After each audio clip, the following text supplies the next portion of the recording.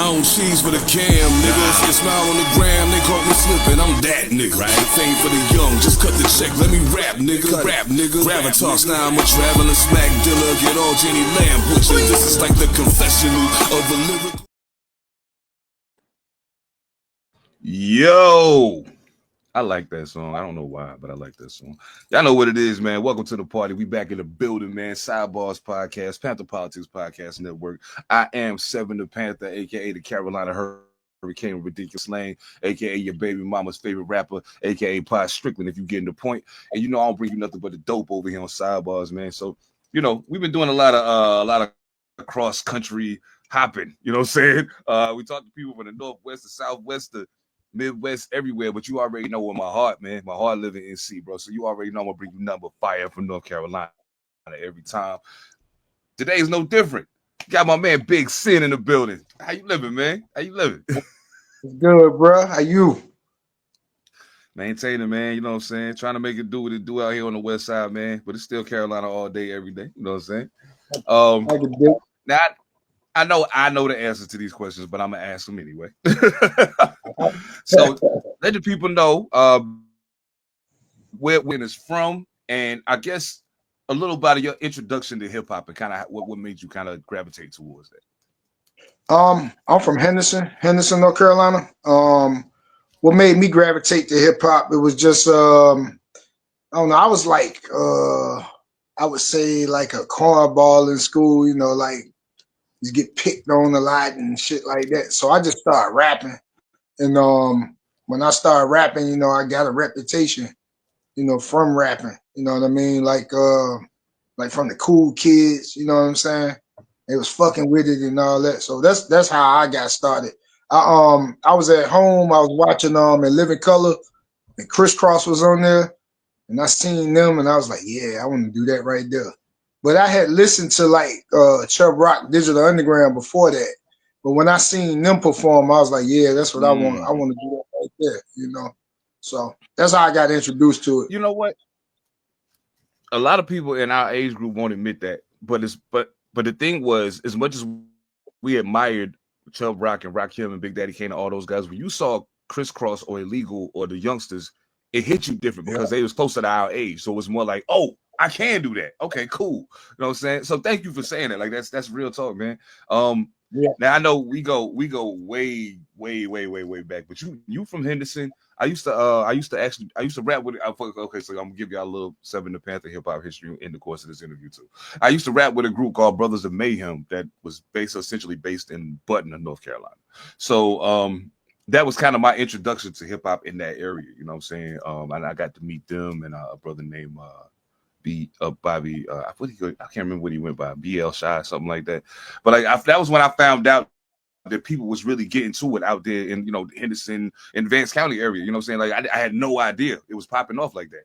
So like I guess coming through the pipeline, especially with the way things are in North Carolina. For those of y'all that don't know, North Carolina has some major metropolitan hubs, and everything else is just kind of in the middle. You know what I'm saying? So if you're not from one of those major hubs, then in one of those major hubs, it could get tricky. So I mean, have you experienced any kind of like any rough kind of trying to move into those bigger circles coming from Henderson? Was there any kind of pushback to you coming into those areas? Nah. I remember I went to Raleigh. Rap Lord had something out there. And you know, it was all love. You know what I'm saying? I ain't gonna lie. It was all love because like Sunmu and Krishanda, you know, they was just like more into like talent, you know what I'm saying? Just trying to find people that was talented. So, you know what I'm saying? It was love. I went to like Durham one time. I performed out there one time. I'm trying to see, I performed somewhere else in North Carolina. I don't remember. It's been so long ago. But I mean, everywhere I went, you know what I'm saying, it was love, you know what I'm saying? That makes sense. Absolutely. So I mean, with that being the case, and I know you said initially like you was school was a little different for you. What was the initial response to people who may have only known you in that way when they actually saw you putting music out and actively pursuing rap? A lot of them, you know what I'm saying, a lot of them was like, they weren't surprised, you know what I mean, because I've been putting music out for a long time. I was putting music out when we was in school. I had a karaoke machine, you know what I mean? And I used to hang the mic from the ceiling. And you know, we used to make tapes and then we'll record it and then we'll go over it. I'll record it again and we'll overlay it and stuff like that. But that's how I learned how to like work in the studio, like the karaoke machine. Because you know what I'm saying, we was doing that before, like, you know, before we got in the studio, you know what I mean? But they weren't surprised though when I put music out though. Oh shit, pardon me. That's what's up. Okay. Hell yeah. That's a good thing. I mean, I've heard some horror stories from people about how the people around them kind of gave them drama for wanting to be a rapper. But I mean, I think one of the good things about when we came through the pipeline saying we were saying that we were MCs, if there weren't 20 million of them, you know what I'm saying? So it was kind of like, oh, you rap? Word? Let me hear something. You know what I'm saying? Yeah. Now it's, oh, you rap? So do I. And so does that guy. And so does she. And so do all of them over there. Like everybody raps. So it's like, at this point, it's just a matter of what makes you different from other people. You know what I'm saying? So, now you do have a pretty prolific catalog. You've released a lot of music. One of the things I'm curious about, especially with artists who aren't, pardon me, they aren't quote unquote spring chickens anymore. What is your personal feeling about like the evolution of the importance of the single as opposed to a full body of work in a project? How did you feel about that when you saw that switch? I'm gonna tell you the truth. Like I never did it. I just always put projects out because you know what I'm saying. Like my fan base, you know, that's what they want. You know, like you know, just a dope project. You know what I mean? Because the single, like I don't do that. You know what I mean? I might put a single out. It just depends. Like you know, depends on the song. You know what I mean? I might just throw it out and you know make it a single. But for the most part, I do full body projects. That's just how I do, you know. Because like I said, I make music for a certain group of people. So, right. How long did it take you to find that? I'm so glad you just said that. I'm so glad you won't believe how glad I am you just said that because I just had a conversation with somebody the other day and I told him, I think the part of your problem is you're trying to feed everybody. And you can't feed everybody because everybody don't want what you cooking. Like you got to find out who want what you cooking and feed them consistently. So how long did it take you from the time you started putting music out to really find your tribe, so to speak, and realize these are the people I need to feed? it took me a while. It took a little while because like for I'll say like for 20 years, me and my man, we was just recording music, like just consistently, and we won't let nobody hear it. We were just recording joints. Then I did a mixtape called The Warning Shot. I put it out, you know what I'm saying, and that's when I started to find my audience. But like the truth is though, most of my audience ain't even here. They're not even in North Carolina. You know what I mean? Like Charlotte on the list, but no other places in North Carolina on the list. Everybody in Cali, you know what I'm saying, or Texas or Philly or Chicago, you know, somewhere like that. So like I said, they fuck with the projects. I think I found like that around 2020. That's when I really figured out, okay, this group of people like the music. I'm gonna make this type of music. You know what I mean? I'm gonna put projects out.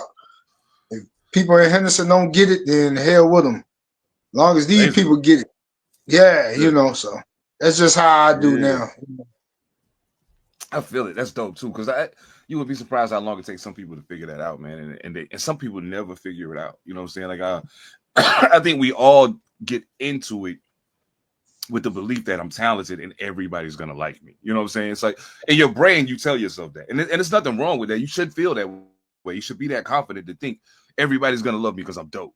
You know what I'm saying? But when it's all said and done, what it comes down to is finding that niche audience that really, really gravitates to what you're trying to do and really want to support that and push you higher.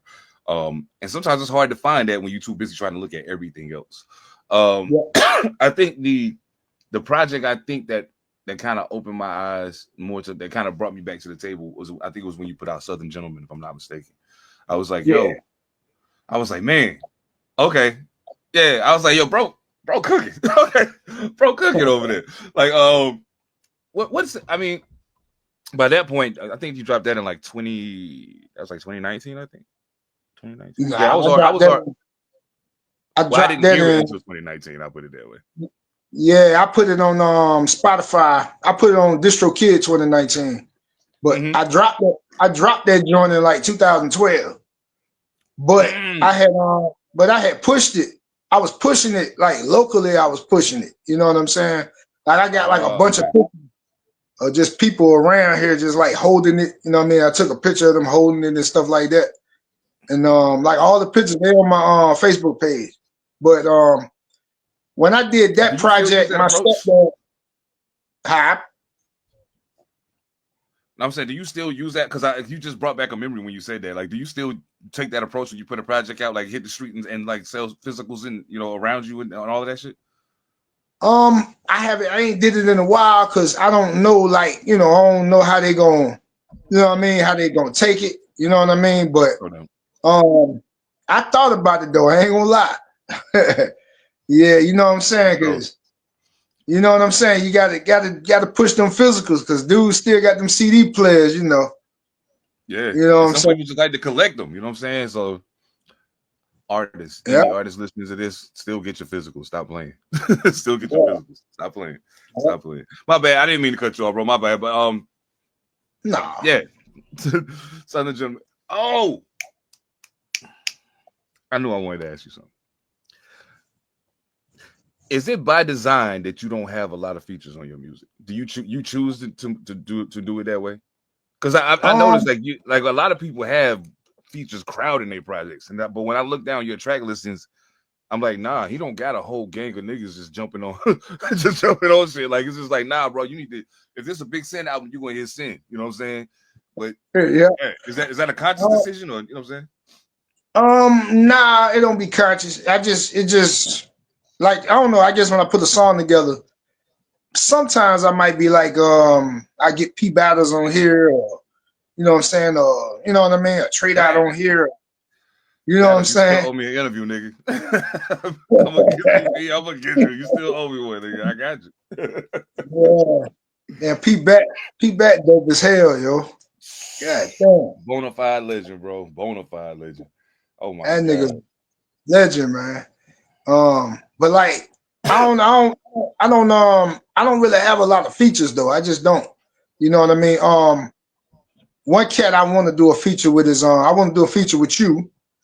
I got you, I bro. Say also less. want to do a feature with Jamal Mathers or whatever. Yes. Me I too. want to do a feature with that dude because he dope as shit. It's like I'm rocking with like the West Coast. Like I got some fam out of, like on the West Coast. My man Next Legacy, he out there. He got a Mm. radio station out there. And he in San Francisco. But his radio station is I think like it's like I think it's like California, Vegas, shit like that. But he interviewed like legends on his station. And he got like 12 million listeners on that shit, man. You need to get some music to him for real. Cause Absolutely. Yeah, yeah. he gets you in rotation on this station, man. You know what I'm saying? Like I'm telling you, it's a good look. Your YouTube, your numbers on Spotify, all that shit will go up. You know, I'm and actually getting ready to do I got a show in Cali in a couple of weeks, so I might try to slide while I'm down there. Yeah, yeah. okay. And my man Omeezy, shout out to Omeezy with Out of Eye Entertainment. You know what I'm saying? We No doubt. got some things coming, man, for real. Hell yeah. That's what's up. I already knew you was fucking with the West Coast because I seen the NC hip hop thing, and I was like, yo, that's dope. That's Yeah, dope. Because yeah. the funniest thing in the world was, I mean, for those of y'all that know, I moved out here from Winston-Salem. So, like, for those of y'all that don't know Winston-Salem, we call that Trey Foe. So, it was a dude out here, a little young dude, too. I saw him. He's a rapper. I saw a little clip from his video, but then I looked at his name, and his name was Trey Foe NC. And I was like, Oh, yo, hold up. So, I was immediately in his DM, like, yo, where you from? You know what I'm saying? Like, so it was dope to see that, though. But how did they, you know what? I'm not getting there yet. We'll get to NC hip hop in a minute. First, I want to ask you this. I ask all artists this, and I hate to ask them because I know that it's a really difficult question to ask, but that's because I'm an asshole. So, you put out a lot of music, yo. But if somebody was to ask you, hey, so I mean, out of all your albums, what's your favorite? I would say the Hulk Smash. That's about my favorite one. The Hulk. Wow. Okay. Okay. It's my favorite because like at the time, it's just like the time that I did it and what was going on in the world and stuff like that. It just, I don't know, just the emotion and how I was feeling. It was a good project. It was a good time and a good project. You know what I mean? So I feel it. I feel it. And that was you probably answered that faster than anybody ever in life. Everybody else be like, and I'm like, yo. The funny thing about it is, and I'm gonna be completely honest, I think some of them do that only because if you act like you gotta agonize over it like that, people get the impression that you really that impressed with everything you put out. The reality is you really not, and you know that you could easily pick the favorite, but you want to make it sound like it's a hard choice so people will go listen to everything. I ain't mad at the trick at all, not mad at it, but I'm just saying, stop playing, though. Like it ain't that hard, like you know what I'm saying. Unless it's all like on the same level, then that makes it a little more difficult. But yeah, that's just crazy, man. So okay, that makes sense. So with that being said, I'm gonna give you a scenario. You are in Philly one day for whatever reason, and you're in a mall or some highly populated area, and you're promoting your music. A person walks up to you. This person is probably between 28 to 37 years old, a hip hop head of sorts, but just not big on, don't know a whole lot about things outside of the area. But they say, hey, I admire your grind. I see what you on. I got time to listen to one song. I only got time to listen to one song right now. If you play the one song for me right now and I love it, I will follow you on Spotify or whatever the fuck else, and I will listen to the rest of it when I get home. What is the one song you're going to play for them? Architect. Woo! Okay. Architect. Okay. If they don't love me after they hear Architect, then I'm done, man. I quit. I feel that. Okay. And you know what's crazy is, okay, so ladies and gentlemen, I need y'all to recognize something. I'm gonna tell you why this was easy for him. The project and the record are tied together. You understand what I'm saying? Yeah. So think about how that plays psychologically in your brain. This is my favorite project that I did for whatever my reasons are. And if the one song that I think can best exemplify who I am as an artist to make you want to come back is on that project. I think those two things are generally tied together, and most people don't realize it. But I think they're usually tied together. That's crazy, man. Oh, see, you just made my day, bro. You just made my day, bro. On everything. That's crazy. Oh shit, my bad. Oh shit, pardon me. I'm high. Oh, before we move on, I do definitely want to talk to you about the NC hip hop thing and a couple other things. But before we get there, I want to ask you about two of my more listened to projects in the last few years, which was Global Boom Bap and Ryan's Quest. Ryan's Quest to me is really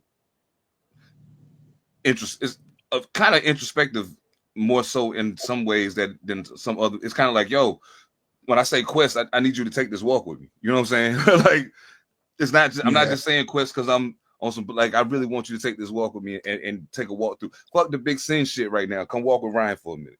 You know what I'm saying? Yeah. Wow. I love that shit. I love it. I love it when an artist does that. So like,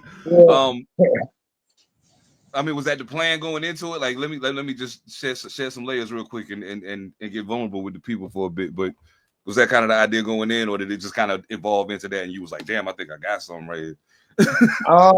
I'm gonna tell you the truth. Like, I just called it Ryan's Quest. Like, you know what I mean? Because I don't know. Because at the time, it's like I didn't want to do music no more. I wanted to quit. But I just said, I just did it anyway and just put it out. You know what I'm saying? And I shot like one video for that project. And but I'm gonna shoot videos for more songs off it though. You know what I'm saying? But that's why Mm. I don't know. I just call it Ryan's Quest though. I'm gonna tell you, I don't know where it came from, but that's just what I came That's up with. wow. That's a perfect title. That's a perfect title. Yo, Yeah. that is a perfect title. I'm just saying. Um, if you had a now as far as global boom bap go, that was I think what was the joint? I can't remember this. I can't remember the joint with you and Shay. Money on Our Mind. Yeah, Money. yeah. Yeah. Well, first of all, how was the record received by the general public, and like, what was it like? Like, I'm jealous. I just want to put that out there. I want the record with Shay Noir really bad, but like, I'm jealous as fuck. But like, what was that like? I mean, I super dope. Salute to you for that. But like, yeah, tell me more about the process and how that record came about, and then like how it was received when you dropped it. Well, actually, I stepped out. You know what I mean? I had hit her up. Well, I hit her management up. I was like, "How much she charged for a hook?" She told me how much. I sent her the bread. I got the hook. So that's how that happened. Yeah. Um, the song on the Global Boom Bap that was a remix. It was a remix Mm-hmm. track. You know what I mean? So we just did it, and then I just put it out and shot a video for it, and the general public they love it. You know what I mean? Spotify numbers is good. You know what I mean? And you know the downloads, the streams good on it. You know, so they like it. That's what's They up. fuck with it. But what I'm doing is with Global Boom Bap, instead of me just doing 2 videos and then just moving on, I'm gonna shoot a video for every song on the project. You know, Oh, like that's like cool. like they used to do. You know what I'm saying? And then put it out. You know, because like people Yeah, are reacting to Night Vision now.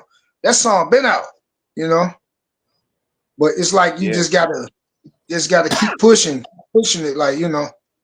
That visual will get a song new life too, especially when it's been if a song's been out and it's been heard, but it hasn't like fully actualized itself. Sometimes that visual give it a whole new life, and it's like, oh, people running right back to the record down. Like even people that was there before that might have moved on because so much music comes out on a regular basis, they coming right back because they saw the visual and it's like, damn, yeah, that's my shit. You know what I'm saying? Like, man, let me go back and run that up a little bit. So that's dope, man. Yeah. Bro, I'm gonna tell you something good. The one thing that I've always observed about you, and I like to give anybody that come through here, I give them their flowers. Like the one thing I can always say, and I told somebody this one time who didn't know who you were. I said, this is pardon me, this was probably right after I moved out here. I've been here almost 10 years, so it was not too long after I moved out here. So I was talking to them and I was like, dog, the problem is you're focused on the wrong thing. Pardon me. He was like, explain. I said, you're worried about being a household name and being famous. That's what you're Yeah. worried about. I said, you're not worried about making good music, cultivating a following, feeding that following, and you know what I'm saying, and then allowing that to define your success for you. You know what I'm saying? You're gauging your success by other people. I said, Yeah. I can give you prime examples right now of people who don't do that and who are finding success within their realms. I used you as an example. I used OC from NC as an example. It was a few people whose names I called out, and I was like, dog, they're not chasing what Kendrick Lamar is doing. We're not playing on the same court. Kendrick Lamar's Nope. playing at Madison Square Garden. We're playing on the blacktop on 4th Avenue of Americas. That's what we at. Yeah. You know what I'm saying? It's a whole Yeah. different conversation that you should be having with yourself as an artist, but you're not having that conversation. But I said, you see S.I.N, you see OC, you see these guys, they know their lane, they run their lane, and they win in their lane. Find your Yeah. lane, and then you'll find your wins. You're going to keep losing as long as you're playing somebody else's game. Bro, Yeah. thank you. Thank you for Fact. being you and for continuing to set that example. Thank you. Thank you. I appreciate it, Goodness. bro. Same to you, man. Same to you. Like I'm gonna tell you what I like about you is like you do you. Like I watched the performance you did. Like that shit was crazy. I think you was you was in Seattle. I know that, but Mm-hmm. it was like you was outside, and I remember like it was like the Oh, crowd. Man, I'm telling you, you killed it. But it's like you just did you. You just you and you rocked it, and that shit was crazy. I just like how you do that. You know what I mean? Like, Thank you, man. it's like you love the culture and the culture is in you. Like, and when you perform, it come out. You know what I'm saying? I'm gonna be honest with you, man. Until I had children and I had the opportunity to watch them be born, there was nothing in this world that meant more than being on stage with a microphone. There was nothing that felt better than that until the day I see my children born. You know what I'm saying? So I like get it took something of that magnitude to surpass that feeling for me. So yeah, and when it's all said and done, I can stop recording records right now. If I learn the song and I can go perform it somewhere, I'll go do it. But yeah, thank you, man. I much appreciate it. I do appreciate that for sure. I fuck with you, bro. I really do. Likewise, absolutely. I'm glad you said show. Because I gotta ask you this. It's always good. It's always a good question to ask because we don't get to follow people sometimes. You know what I'm saying? Like I don't get to go to every show every artist that I fuck with does. Like I might get to catch one if the option's there. But like, what was your favorite show so far? And like the show where you rocked it, you was just like, damn, like I didn't know it was like this. You know what I'm saying? Like what was the one for you? I would say Labor Day Music Fest. Lloyd was there. Age Loaf was there, and I swear to God, and the footage on YouTube, that was a good feeling. You know what I mean? Because like after, like I met Lloyd, and he was like, "I see you at the top." I ain't made it to the top, not where he at, no way, but it was a good feeling though. Like it was, you know, like I don't know, it was a good feeling. You know what I'm saying? But the footage on it's on my YouTube channel though. The footage of that show, and like it was a picture of me and Lloyd on there. That was my favorite show. We're gonna put the link to the YouTube channel or the link tree or whatever in the description to the pod. So when you scroll down and read the description, you will be able to click on that, find his music, find his YouTube, find everything. Cause yeah, you gotta salute that, man. Gotta salute that. Okay, now I done went all the way around the world and came back. Tell me what's up with this NC hip hop thing, man. How did this come about? Like what is that exactly? Me and my homegirl Tazzy, she from Seattle. I've been knowing her. I've been knowing her like about 20 years, and we've been friends. And she had a radio show, and it was called Street Thoughts. And she would interview me on the show. You know what I'm saying? We just had like a chemistry. So she was like, "Let's start a show." So we started the show like 2020, and we just interviewed different people on there. Interview people from out here, interview people from out there. You know, I need to get you on there because you in Seattle. You know what I mean? So definitely need to get you on there. But you know, we just interview people. You know, just talk to people, and then sometimes we'll just go on there and just talk. You know what I mean about what's going on in the world. You know what I mean, stuff like that. You know, just venting and just getting stuff out. You know. So I got some people I could put y'all on to too. As far as that go, as far as like artist interview, just to kind of expand the brand. You know what I'm saying? And they some of them don't like the thing I like about this whole thing is this. As long as I've been been involved in hip hop, you know what I'm saying? Hip hop, first and foremost, hip hop's older than me. So like hip hop is all I really know. That's my culture. That's all I know. That's been me from the jump. So with all of that being said, I've been an artist for the most part of this, you know what I'm saying? But coming to the media side, and creating a platform like this has taught me something. And it taught me, if nothing else, this is an opportunity to open some doors that may have never opened otherwise, make connections that may have never happened otherwise. So like, boom, I know I run with a group of X many artists. That's my crew, and I know how dope they are, and I got access to these outlets. Why would I not turn people on to my people? You know what I'm saying? And then likewise, we all get to grow together. Like I'm growing along with the artists that I interview. Some of them bigger platform. You know what I'm saying? So it's like, hey, thank you for being here. You know what I mean? I feel Phantom of the Beat, like from Haas G from fucking UMCs. Like I was like, yo, nigga, you did magic stuff. You sit there talking to me. Like that's you know what I'm saying? But I appreciate the look because we gotta help each other grow, man. That was the whole point. That's the point of hip hop. You can't call yourself a hip hopper if you don't believe the words coming out of my mouth right now. I'm just saying, like, whew. Yeah, man. So, Tell you, yeah, I'm down anytime, bro. Just let me know. I might be hitting you up soon because like I said, man, like I know we did a show in probably maybe 5 months or so because like Taz is she going to school, so she had homework and stuff, and she been overwhelmed with that. But we gonna do a new show though. Probably the next probably the next few I weeks might we'll do a new show. we might need to talk about something. Okay.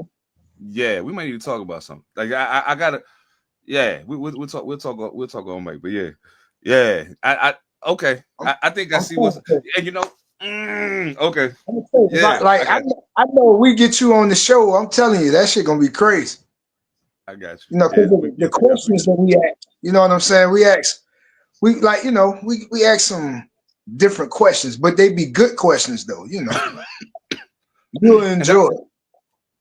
I love it just because I get tired of being the one asking the questions all the time. But you know what I'm saying? I'll be like, damn. Anytime I get interviewed, I'll be like, yo, I love this shit, yo. They're like, yo, what's up? I'm like, I don't have to think about what to ask you. Like, I You, just gotta ask the question. you don't want to do no more interviewing, no more when you come on there. You can be like, you're gonna get comfortable answering questions. I'm telling you, because Man, I'm gonna that's tell you. Ooh. I went in there and I was like, because she interviewed me before, and I was like, damn it, man. Like, I was in that mother, I was answering questions like, hey, I was ready. Oh shit. I can dig it. Hell yeah, that man. I do you have a what's the oh that's the question. All right, so check it. First of all, let me ask you this: what's your favorite part of the process? Writing, picking the beat, writing, recording, performing. Which one is your favorite? Recording. Recording. Okay. Because I don't know, that's the fun part, like the recording. You know what I mean? Like the Yeah. writing, I hate the writing part. I hate that. I hate Damn that it! shit. Like, you know what I mean? You gotta find the beat and then you gotta put something with it, and you be like, man, this shit trash. And then you record it, you like, oh shit. You know what I mean? Yeah. Hell So yeah. the Okay. recording, So what's your 5-star recording session that you was like, yo, yo, this night right here, I'ma always remember this session. Like this song gonna always have a special place in my heart, if for no other reason because of this night, like or this day, whatever the case. I say ordinary guy. That's on the Southern Gentleman Project. I remember me and this chick, we was drinking Dr. Pepper and Bacardi. We was mixing it together and we was drinking it. And I remember like I got so drunk, man. And like I recorded it drunk. I recorded the song drunk. I recorded that song and I'm Human. I recorded them the same night.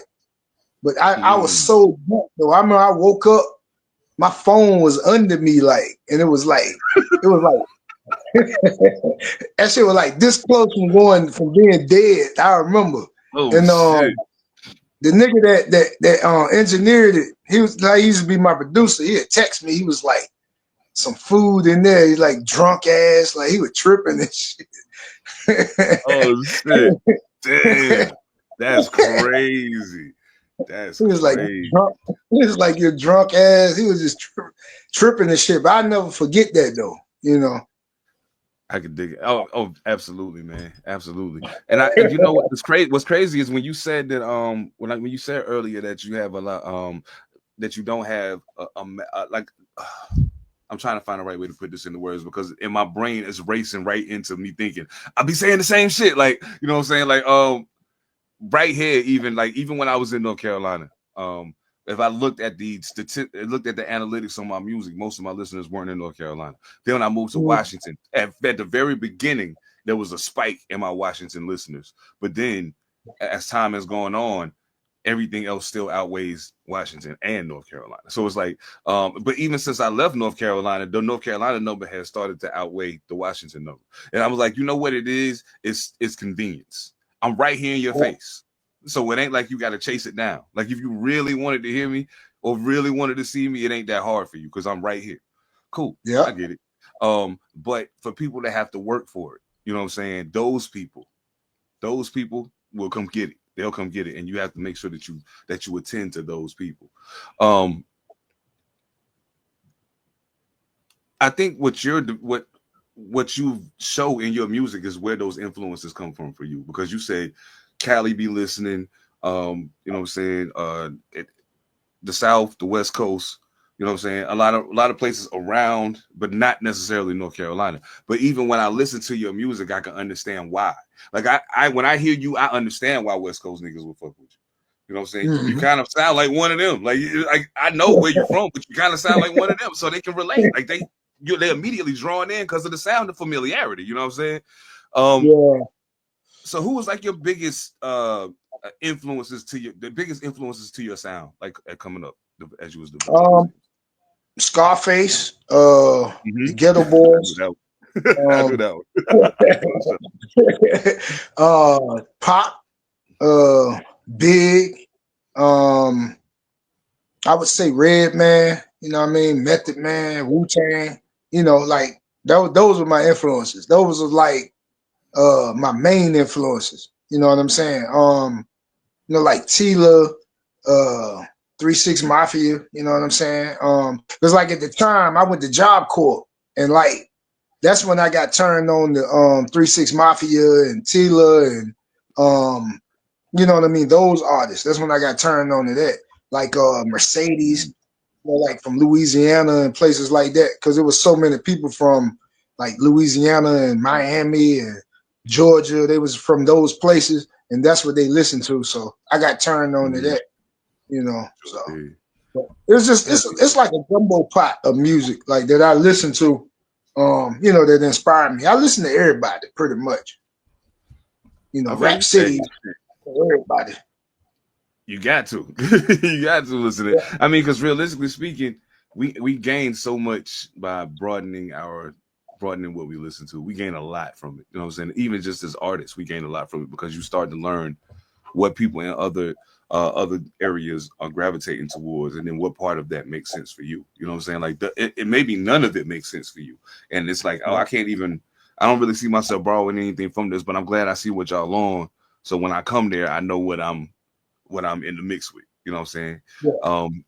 And as much as you don't want to sound like somebody else, you do want to make sure that if I'm coming here to do a show, I'm bringing you me authentically. But I may have certain songs that make more sense for me to do for these people. There's nothing wrong with me doing that. They're still my records. I didn't make this song for y'all. Like, it just so happened that this should rock with y'all. So yeah. Oh man, yeah, I could do it. Dang, yeah. I think them studio sessions, man, them shit's gonna live forever, yo. That's you got me thinking about this. I'm like, damn, I done had some wild, yo. Like, goodness gracious.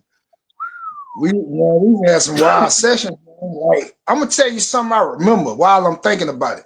I remember I saw you on a big time TV. It was a commercial or something, and you was on there rapping. You was rhyming for big time. It was like y'all was at City Live, and you was rapping. Yeah. You was in the booth. Man, I'm telling you, killed that shit. And I ain't even know you at the time. I just remember like seeing that shit. I was like, who the fuck is that? You was just killing that shit. I was like, damn it, man. You was killing it. You remember that? I can't find that shit nowhere. Yeah, like I've been trying to find that shit because I wanted to like download it before it got, you know what I'm saying, got missing or whatever, but I can't find that shit nowhere. I'm gonna have to go to YouTube. But it was on YouTube. I haven't been able to find it though. Yeah, that's so you. It's a couple songs from that era that's gone, but like, yeah, that shit was fun, man. Man, you bringing back memories, bro. God, to be more careful. I just had to say something about that before I forgot it, man. Oh, I just remember it, man. It's all good. Oh, damn, man. I'm getting ready to put you on the spot. So we've been doing all this yapping about all this rapping, but you know what I'm saying, this name of the show is Sidebars. I mean, of course, the tagline is so you say you got bars, and of course, I don't bring nobody on here that don't got no bars. So I mean, if you got a quick 16, 24, whatever you want to share with the people real quick, just so they know, you know what I'm saying, what kind of pool they diving in when they come rock with Big S.I.N, please, by all means, brother, share it with them. All right, I'm considered a prophet. Different from them niggas that sit up and gossip. Bitch ass niggas never leaving my optics. Cause when you ain't around, nigga, guess who the topic? Got a life goal, just chill in the tropics. Start my own business, I be feeling the profits. Jealous ass niggas wanna Malcolm me. Gotta leave them flatter than King on the balcony. And I don't mean disrespect, but these youngers in history is a disconnect. Too much drinking and smoking will get you wet, but a little bit of prayer will get you set. In a white tee with some sweats. They say simple is better, I ain't with the stress. You a boss player and you ducking recorders. Chilling. If you a ball player and you ducking reporters, chilling at the casino with a bucket of quarters. Alligator bait better cover your daughter. Feeling like a Mexican stuck at the border. Reflecting on my life, it be bringing the slaughter.